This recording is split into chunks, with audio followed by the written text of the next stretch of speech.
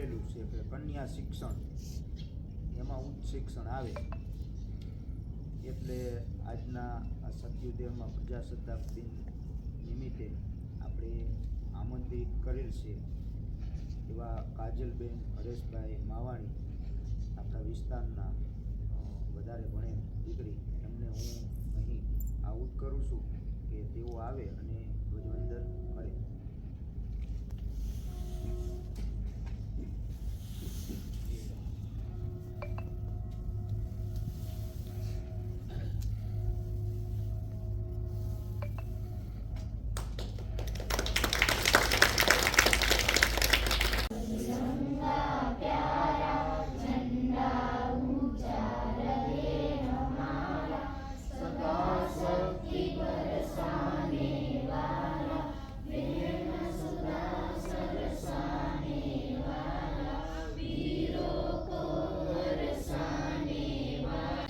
મહેમાનશ્રીઓ, આદરણીય આચાર્યશ્રી, શિક્ષકગણ, વડીલો, ભાઈઓ તથા બહેનો અને ઉમિયાનગર પ્રાથમિક શાળામાં ભણતા બાળકોને 77માં ગણતંત્ર દિવસની હાર્દિક શુભકામનાઓ.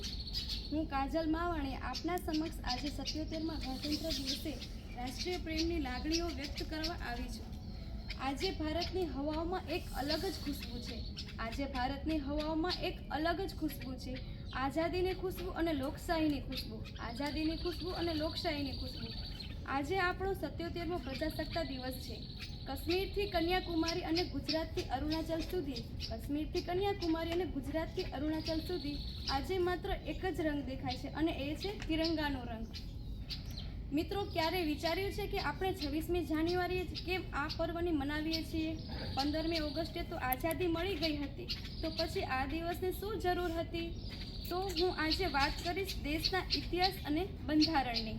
1947માં અંગ્રેજો તો જતા રહ્યા, પણ દેશની સામે સૌથી મોટો સવાલ એ હતો કે દેશને ચલાવવો કેવી રીતે.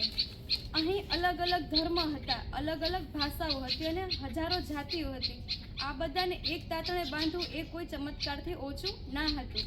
ત્યારે 26મી જાન્યુઆરી 1950ના રોજ આપણું બંધારણ અમલમાં આવ્યું, દુનિયાનું સૌથી મોટું લેખિત બંધારણ. આ એ દિવસ હતો કે જ્યારે ભારત સાચા અર્થમાં પ્રજાસત્તાક બન્યું, એટલે કે પ્રજાનું શાસન. આજે આપણે જે પણ છીએ કે આપણે ગમે ત્યાં બોલી શકીએ છીએ, ગમે ત્યાં ફરી શકીએ છીએ અને આપણા નેતા આપણે જાતે પસંદ કરી શકીએ છીએ.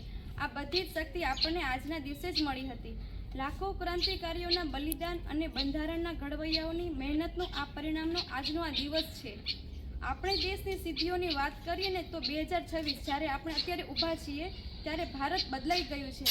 આજે આપણે ચંદ્રના દક્ષિણ ધ્રુવ પર પહોંચી ગયા છીએ. આપણે આપણી અર્થવ્યવસ્થા દુનિયાની ટોચની અર્થવ્યવસ્થાઓને ટક્કર આપી રહી છે.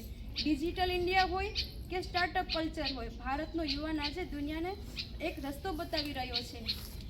આપણે હવે એ ભારત નથી કે જે મદદ માંગતું હતું.